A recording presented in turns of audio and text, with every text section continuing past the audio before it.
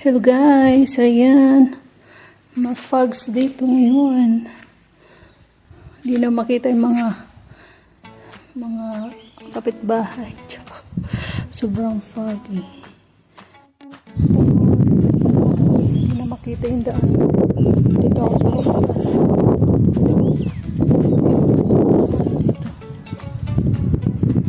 Sobrang foggy. Yung daan.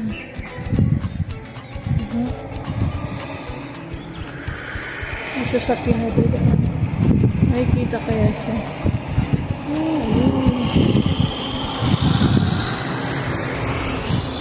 Mahirap ngayon ng mga sasakyan pag ganyan. Kasi hindi makikita yung mga naranasan kong ganyan dati.